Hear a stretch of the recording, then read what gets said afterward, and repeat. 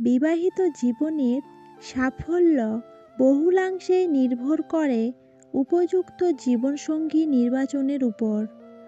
ভালোবেসে বিয়ে করুন কিংবা সম্বন্ধ করে আপনার জীবনসঙ্গী স্বামী বা স্ত্রী হওয়ার উপযুক্ত কিনা তা যাচাই করে নেওয়া অত্যন্ত জরুরি।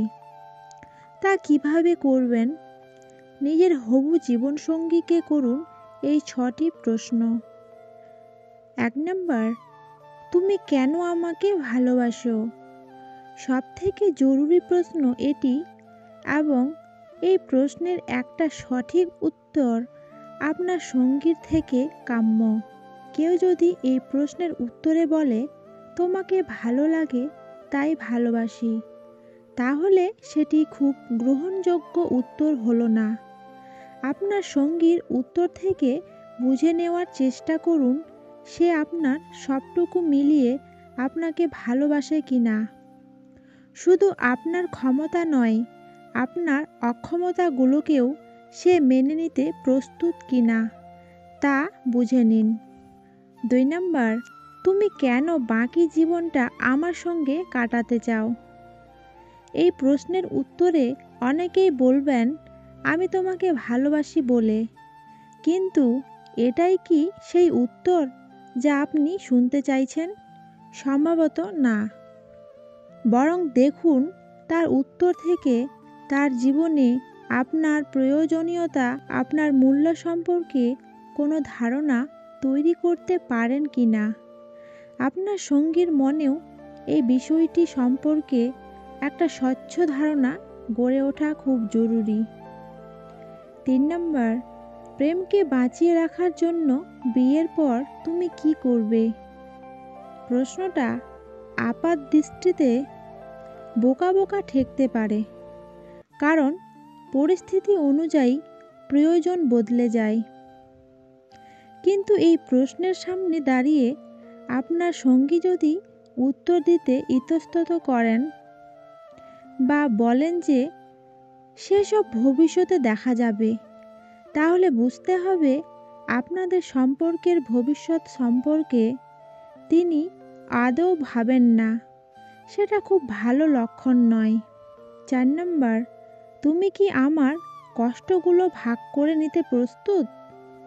জীবন সর্বদা সরল রেখা মেনে চলে না। জীবনে উত্থান পতন আসবেই। সেক্ষেত্রে যে বিষয়টা বিয়ের আগে জেনে নেওয়া সবচেয়ে জরুরি তা হলো যাকে আপনি বিয়ে করতে যাচ্ছেন তিনি আপনার দুঃখ এবং কষ্টগুলোর অংশীদার হতে প্রস্তুত কিনা।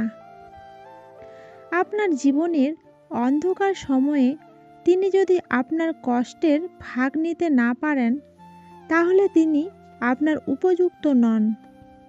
5 নম্বর, তুমি কি আমার জন্য জীবনে আপোস করতে প্রস্তুত? বিয়ে মানেই কিন্তু একগুচ্ছ আপোস। আপনার সঙ্গী সেগুলো করতে প্রস্তুত কিনা তা বিয়ের আগেই জেনে নিন। বিয়ের পরে আপনার ভালোবাসার সঙ্গে তার নিজের জীবনের কোনো তুচ্ছ চাহিদার দ্বন্দ্ব দেখা দিলে তিনি কোনটিকে গুরুত্ব দেবেন তা বিয়ের আগেই বুঝে নেওয়ার চেষ্টা করুন। 6 নম্বর, সন্তানদের জন্য তুমি কতটুকু ত্যাগ স্বীকার করতে পারবে? বিবাহিত জীবনে সন্তান আরও একটি আপোসের জায়গা।